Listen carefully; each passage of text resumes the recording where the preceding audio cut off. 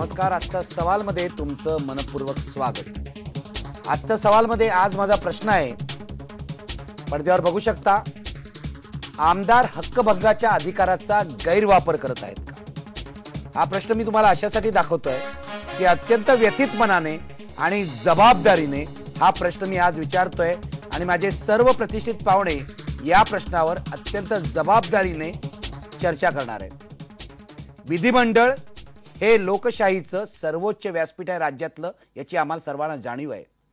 पण जेव्हा विधिमंडळात बसणारे आमदार हे विधिमंडळातल्या साधनांचा, विधिमंडळाच्या व्यासपीठाचा गैरवापर करतात, तेव्हा हा प्रश्न विचारणं आवश्यक ठरतं. हा प्रश्न आम्ही जनतेच्या वतीने विचारतोय.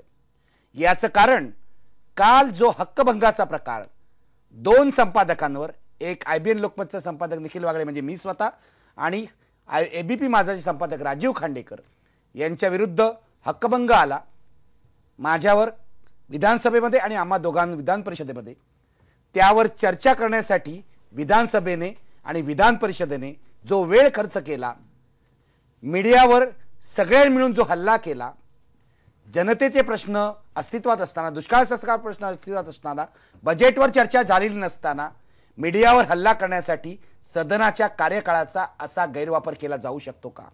या विषयावर हक्कभंग होऊ शकतो का? ज्या आमदारांनी गुंडगिरी केली होती त्या आमदारांच्या गुंडगिरीवर, मवालीपणावर चर्चा करताना स्पष्ट करण्यात आलं होतं की सगळे आमदार असे नाहीत. तरी सुद्धा मवालीपणा करणाऱ्या या आमदारांच्या बाजूनी दोन्ही सभागृह का उभी राहिली आणि आम्ही सर्व एकाच माळेचे मणी आहोत असं सिद्ध करण्याचा प्रयत्न त्यांनी का केला? यामागे काही षडयंत्र आहेत का? यामागे काही हितसंबंध आहेत का? आणि या उपर हक्कभंग दाखल करून घेताना अध्यक्षांनी जे नियम धाब्यावर बसवले तसं करणं हे सदनाच्या परंपरेला धरून होतं का? या सगळ्या प्रश्नांची मी चर्चा करणार आहे अत्यंत जबाबदारीने, अत्यंत जाणीवपूर्वक. याचं कारण या प्रश्नांमध्ये दडलंय महाराष्ट्राच्या पुढच्या पिढ्यांचं हित.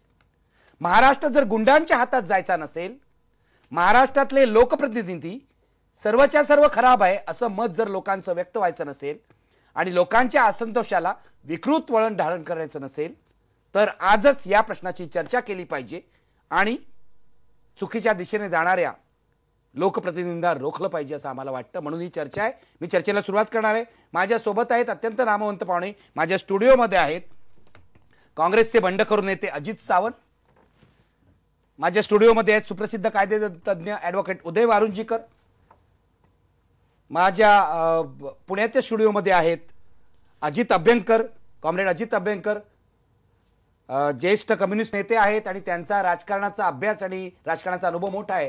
त्यांच्यासोबत आहेत ज्येष्ठ पत्रकार अनंत दीक्षित, सामाजिक कार्यकर्ते अण्णा हजारेंचे सहकारी विश्वंभर चौधरी सुद्धा माझ्यासोबत आहेत. कोल्हापूरच्या आमच्या स्टुडिओतून आहेत स्वाभिमानी शेतकरी संघटनेचे प्रदेशाध्यक्ष सदाभाऊ खोत.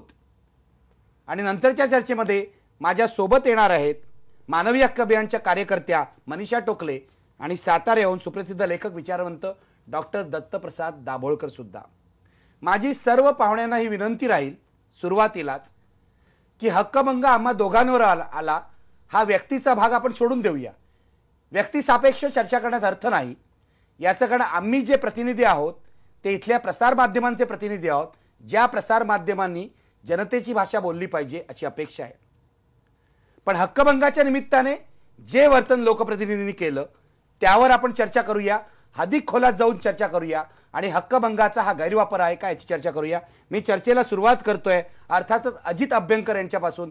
त्यांचा राजकारणातला अनुभव मोठा आहे.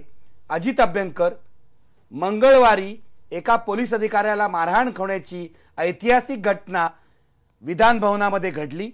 त्यानंतर गेले 3 दिवस काय घडतंय आपण पाहतो आहोत. काल तब्बल 2 तास दोन्ही सभागृहांनी मीडियावर हल्ला केला. या सगळ्या घटनांकडे पाहून तुमचं काय म्हणणं आहे, तुमची काय प्रतिक्रिया आहे? सगळ्यात पहिल्यांदा मी आपलं अभिनंदन करतो की आपण ज्या निर्भीडपणाने आणि निर्भयपणाने हा प्रश्न हाताळताय आणि ही चर्चा सुद्धा तुम्ही ज्या जबाबदारीनं करू इच्छित आहात आणि ज्या निर्भयपणाने ती सुरू केलेली आहे याबद्दल मी सगळ्यात पहिल्यांदा आपलं या सर्व जनतेच्या वतीनं आणि मतदारांच्या वतीनं मनपूर्वक अभिनंदन करतो.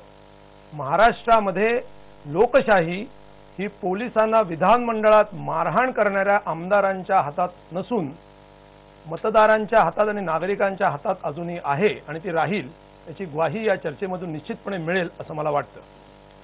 सगळ्यात पहिल्यांदा मी असं म्हणेन की ज्या पोलीस अधिकाऱ्यांनी क्षितिज ठाकूर यांना रस्त्यामध्ये अडवून त्यांच्याकडून काय दंड घेतला त्याचा सूड घेण्यासाठी म्हणून त्यांनी जेव्हा तक्रार केली तेव्हा गृहमंत्र्यांनी त्यांना या कारणासाठी विधानमंडळामध्ये विधानसभेमध्ये बोलवणं हे किती योग्य होतं हा सगळ्यात पहिला प्रश्न आहे.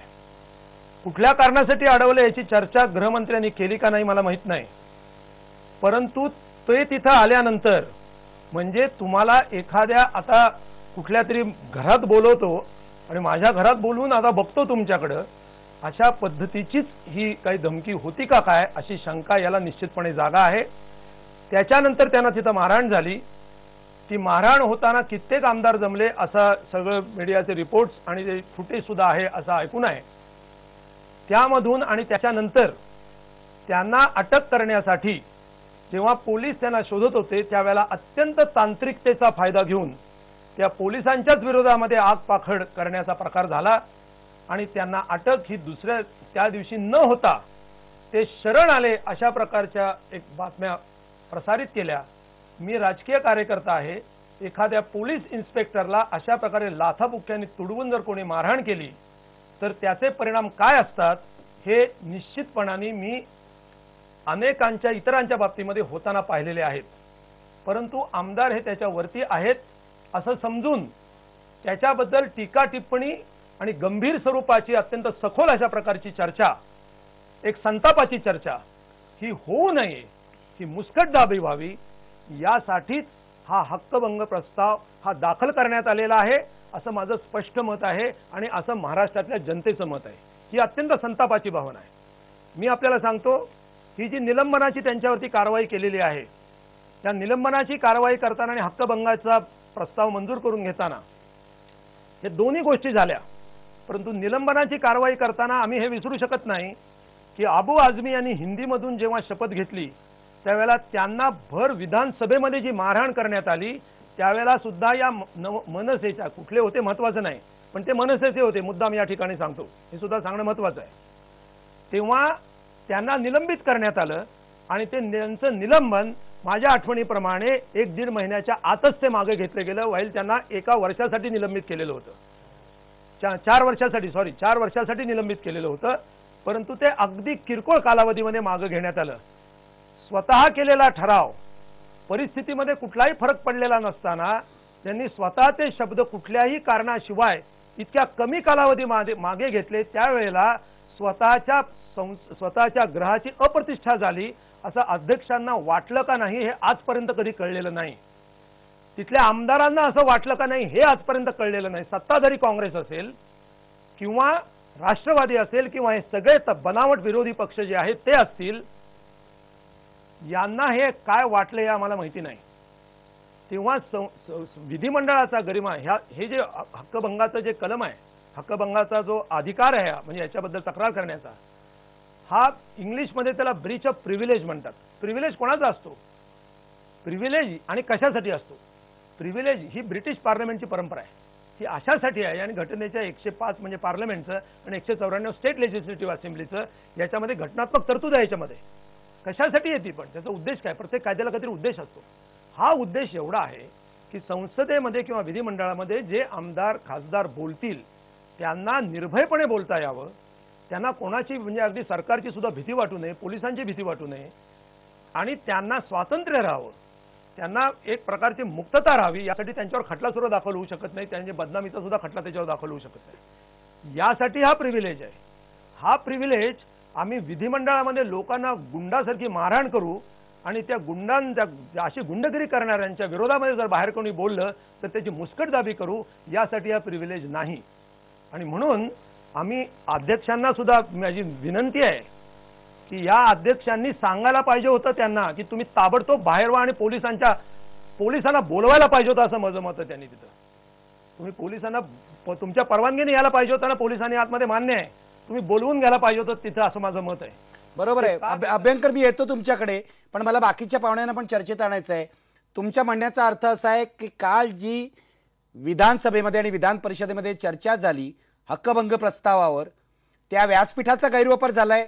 इतकंच नव्हे तर हक्कभंगाच्या तरतुदीचा सुद्धा गैरवापर झालाय. मी अजित सावंत यांच्याकडे येणार आहे आणि नंतर मी विश्वंभर चौधरींकडे जाणार आहे, नंतर दीक्षित सरांकडे जाणार आहे. अजित सावंत, अजित अभ्यंकर असं सुचवत आहेत की त्या सभागृहाचा, पवित्र सभागृहाचा काल गैरवापर करण्यात आला आणि हक्कभंगाच्या तरतुदीचा सुद्धा गैरवापर झाला. तुमचं काय मत आहे? निश्चितपणे हे जे विशेषाधिकार दिलेले आहेत, त्याला आपण हक्क म्हणतो, ते ह्यासाठी दिलेले आहेत की त्यांना, लोकप्रतिनिधींना आपलं कर्तव्य निरंकुशपणे आणि आपल्या सत्सद विवेक बुद्धीला पटेल अशा पद्धतीने करता यावं, यासाठी हे विशेष अधिकार दिलेले आहेत. आणि मला असं वाटतं की ह्याच्यामध्ये कुठले सत्सद विवेक बुद्धी आणि कुठलं निरंकुशपणे कर्तव्य बजावण्यासारखं काम त्यांनी केलं होतं. मी आपल्याला वादळ अंगावर घेण्याची सवय आहे. आपण पुन्हा एकदा एक नवीन वादळ अंगावर घेतलंय, मी आपलं अभिनंदन करतो. परंतु मला आपलं अभिनंदन दुसऱ्या एका कारणासाठी करायचं आहे की ज्यांचं विळा भोपळ्याचं सख्य आहे, साप मुंगुसासारखी ज्यांची मैत्री आहे, अशा प्रकारचे विरोधी पक्ष, आता होळी तर 4 दिवसावरती आलेली आहे, पण त्यांनी एकत्र येऊन जो शिमगा काल विधिमंडळामध्ये जो केला, त्याच्यावरून मला तर असं वाटतं की हे जर असेच एक राहणार असतील तर मी त्या येणाऱ्या होळीमध्ये आमच्या कोकणामध्ये गाराणं घालतात की देवा महाराजा ह्यांना सगळ्यांना एक ठेव रे बाबा, निदान कधीतरी ह्यांना सद्बुद्धी सुचेल आणि जे महाराष्ट्रासमोरचे प्रश्न आहेत, मग ते दुष्काळासारखे प्रश्न असतील आणि अन्य गंभीर प्रश्न असतील, सिंचनासारखे असतील, अशा प्रश्नांवर हे असेच जर एकत्र राहिले, पण दुर्दैवाने मला तसं वाटत नाही हे एकत्र राहतील असं. बॅरिस्टर नाथ पै, जे या महाराष्ट्र राज्यातले नव्हे देशातल्या उत्कृष्ट संसदपटूंमध्ये गणले जातात, त्यांनी एकदा असं म्हटलं होतं की तुम्ही आम्हाला हे विचारायला पाहिजे की तुम्ही लाख मोलाचं मत आम्हाला दिलेलं आहे आणि ते मत दिल्यानंतर आपला प्रतिनिधी जाऊन त्या सभागृहात काय करतो, माझे समस्या मांडतो का, तो वागतो कसा, हे विचारायचा तो अधिकार तुम्हाला आहे. आणि जोपर्यंत तुम्ही तो अधिकार बजावत राहाल तोपर्यंत ही लोकशाही जिवंत राहील, अशा तऱ्हेचे उद्गार नाथपैंनी काढले होते.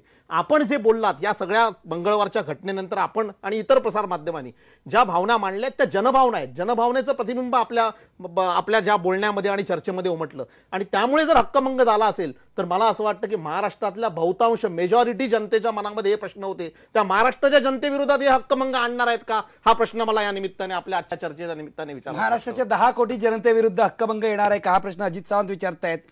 पण विश्वंभर चौधरी, परवाच्या चर्चेमध्ये तुम्ही होतात आणि हक्कभंगाचा धोका पत्करून सुद्धा तुम्ही काही मतं व्यक्त केली होती.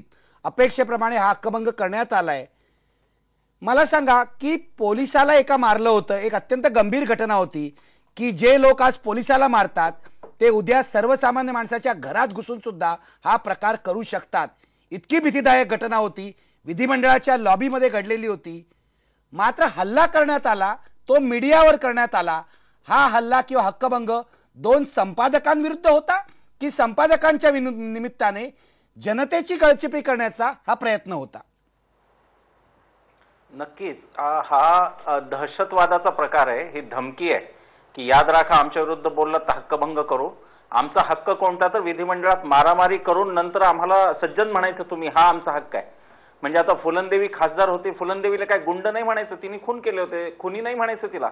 मानसिकता अशी झालेली आहे की आम्ही जेव्हा निवडून येतो तेव्हा आम्ही होली काऊ बनतो, पवित्र गाय बनतो. त्यानंतर आमची जी पहिली कर्म असतील, जी तुम्ही आज टीव्हीवर दाखवली कामदारांची पहिली काय त्यांची कृष्णकृत्य आहे, त्या कृत्याला पण तुम्ही नाही हात लावायचा नाही आणि तुम्ही म्हणायचं की लोकप्रतिनिधी म्हणून तुम्ही आम्हाला मान द्या, माननीय असं आपण त्यांना म्हणायचं.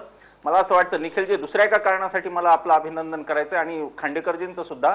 ते कारण हे की आमदार हे दुसऱ्यांदा एकत्र झालेत. आता अजित सावंत जे म्हणाले ते बरोबर आहे, ते दुसऱ्यांदा एकत्र आलेत. पहिल्यांदा ते माझ्या माहितीप्रमाणे वेतनाच्या प्रश्नावर एकत्र आले होते, वेतन वाढवताना. पण वेतनेतर असा पहिलाच प्रश्न महाराष्ट्राचा, ज्याच्यासाठी तुमचं दोघांचं अभिनंदन की त्यानिमित्ताने हे एकत्र आले. चांगली गोष्ट आहे. विकासासाठी पण एकत्र या, राज्याचा दुष्काळ सोडवण्यासाठी एकत्र या, दलितांच्या, वंचितांच्या, शोषितांच्या प्रश्नावर पण एकत्र या. महाराष्ट्र तुमचं अभिनंदन करेल. परंतु आजचा जो तुमचा हेतू आहे तो इतका संकुचित आहे की महाराष्ट्र, सगळा संताप महाराष्ट्राचा झालेला आहे. अनेक कॉल सकाळपासून येत आहेत, कालपासून येत आहेत. लोक चिडलेले आहेत. लोक म्हणतात की काय चाललंय, एकदा होऊन जाऊ दे, आर्या पार की लढाई लढा, असा लोकांचा मेसेज येतो आहे. मला वाटतं की हे काही योग्य नाही. सरकारने जे काही केलं, सर्व पक्षांनी मिळून जे काही केलं, प्रश्न निखिलजी त्याही दिवशी कायम आहे जे आपण हक्कभंगाच्या बाबत बोलत होतो. प्रश्न हा कायम आहे की विधानसभेचे अध्यक्ष, विधान परिषदेचे सभापती मुख्यमंत्री, उपमुख्यमंत्री, गृहमंत्री आणि दोन्ही सभागृहातले विरोधी पक्षनेते यांच्यापैकी 7 जणांपैकी कुणीही एफआयआर दायर करू नये, ही घटनेने दिलेल्या कर्तव्यात कसूर आहे का, हा प्रश्न महाराष्ट्राच्या मनात आजही शिल्लक आहे. या प्रश्नाचं कुठलंही समाधानकारक उत्तर मिळालेलं नाही.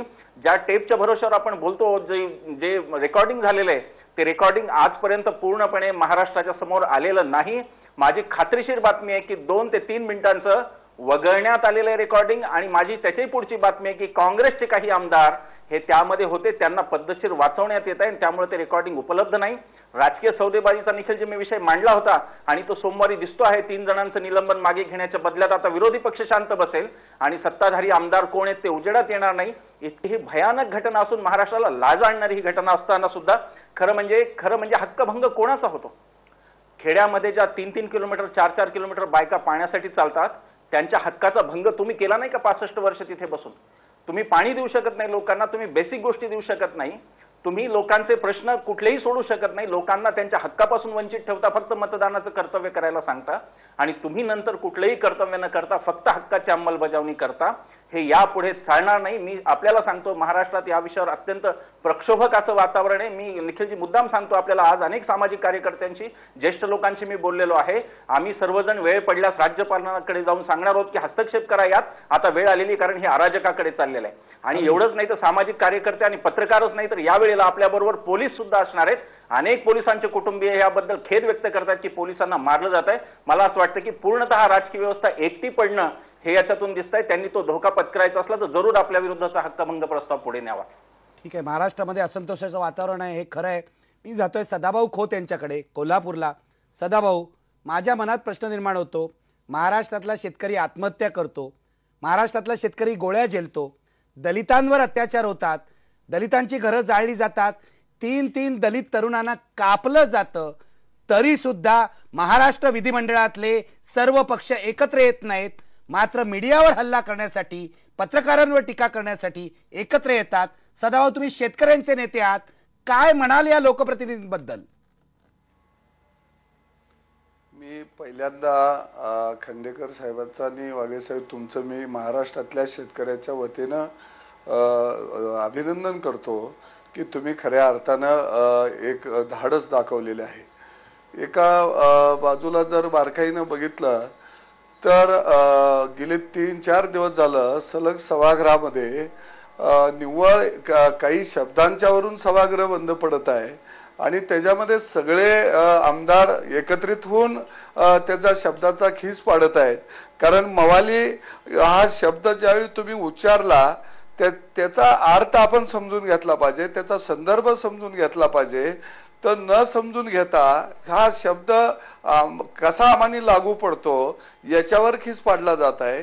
परंतु मला एक आता यातून असं दिसून यायला लागलेलं आहे की मीडियावरती सभागृह तुटून पडलेले आहे. ह्याचा अर्थ ह्याच्यामध्ये काही लोकांचे हितसंबंध गुंतलेले आहेत. वेगवेगळी प्रकरणं अनेक वर्ष या 2-4 वर्षामध्ये सातत्यानं बाहेर यायला लागलेले आहेत आणि त्यामुळे काही व्यक्तींच्या भावना दुखावलेल्या आहेत आणि त्यांना ही एक संधी आता साधून आलेली आहे आणि या संधीचा पुरेपूर फायदा उठवायचा या मानसिकतेमधून काही मंडळी आता कामाला लागलेली मला दिसून येत आहे. दुसरं, एका बाजूला बारकाईनं बघता येईल आपल्याला की खासदार राजू शेट्टींना आमदार असताना त्यांनी ऊसाचे पैसे मागायसाठी कारखान्यावरती गेले आणि त्या ठिकाणी पोलिसांनी लाठी हल्ला केला. त्याच्यामध्ये त्यांच्या डोकीला मार लागला, 9 टाके बसले. त्यावेळी हे सभागृह का एकत्रित आलं नाही? त्यावेळी सभागृहाला का असं वाटलं नाही की आपला एक लोकप्रतिनिधी आहे आणि त्याच्यावरती हल्ला झालेला आहे, ही भावना का झाली नाही? दुसऱ्या बाजूला आम्ही इंदापूरला शांततेच्या मार्गाने आंदोलन करत होतो, पहाटेच्या अटका झाल्या आणि एका लोकप्रतिनिधीला येरवड्याच्या जेलमध्ये टाकलं जातं, वेगवेगळे गुन्हे खोटे नाटे लावले जातात. त्यावेळी मात्र तुम्हाला हा सभागृहाचा अवमान होत नाही का? मग एका आमदाराला पोलीस अधिकाऱ्यानं विचारणा केली, दंडाची आकारणी केली, म्हटल्याबरोबर लगेच सभागृह एक होतं. म्हणजे तुम्ही चेहरे बघून काम करत आहे का? मग या आमदाराची सुद्धा पार्श्वभूमी आपल्याला तपासावी लागेल. मग मला महत्वाचा प्रश्न विचारायचा आहे की गेली 2-3 दिवस झालं तुम्ही सभागृह वेठीला धरलेला आहे. महाराष्ट्र दुष्काळानं एका बाजूला होरपाळून निघत आहे. हा महाराष्ट्रातल्या जनतेचा हक्कभंग नाही का होत? मग याच्यावर कोण बोलणार? पण आमदारांना लोकप्रतिनिधीला कुणी बोलायचंच नाही, त्यांना चुकलंय म्हणायचंच नाही. मग मला आता प्रश्न पडतो की लोकप्रतिनिधीला ही जी आमदार पदाची जी कवच कुंडलं दिलेली आहेत ही जनतेनं दिलेली आहेत, हे काय त्यांनी निर्माण स्वतः केलेली नाहीत. मग जनतेनं जर त्यांना कवच कुंडलं बहाल केली असतील आमदार पदाची, तर जनतेला त्यांना बोलण्याचा, प्रश्न विचारण्याचा जनतेला अधिकार आहेत. कारण नेहमी वारंवार हे लोकप्रतिनिधी आल्यानंतर सांगत असतात जनतेला की आम्ही तुमचे सेवक आहे. जर जनता मालक असेल तर मग मालकाला अधिकार आहे सेवकाला विचारायचा, बरोबर का आहे, त्याला बरोबर आहे. विचारू नये. आणि सभागृहामध्ये आतापर्यंत किती हक्कभंग आले ते याचीही एक वेळा माहिती या महाराष्ट्रातल्या जनतेला अगदी होणार. बरोबर आहे. आणि एवढे तातडीने दाखल किती करून घेतले हे विचारलं पाहिजे. सदाभाऊ, अगदी नेमकं तुम्ही बोललात. जनता जर मालक आहेत आणि तुम्ही जर सेवक आहात तर जनतेला प्रश्न विचारायचा अधिकार नाही का? आपल्याला माहिती आहे काल दोन्ही सभागृहातल्या सेवकांना, लोकसेवकांना याचा विसर पडला. ते केवळ मालकच झाले नाहीत तर जमीनदाराप्रमाणे हंटर हातात घेऊन वागावं तसे त्यांनी वागले आणि त्यांनी पत्रकारांना हंटरने फोडून काढलं. आपण ब्रेक घेऊया इथे आणि ही चर्चा पुढे चालू ठेवूया. ब्रेकपूर्वी प्रश्न बघा, आमदार हक्कभंगाच्या अधिकाराचा गैरवापर करत आहेत का? बघा पडद्यावर. होय म्हणतायत 88% लोक. हे या राज्यातल्या लोकप्रतिनिधींनी लक्षात घ्यावं. 88% लोकांना वाटतंय तुम्ही काल जे केलं तो अधिकाराचा गैरवापर आहे.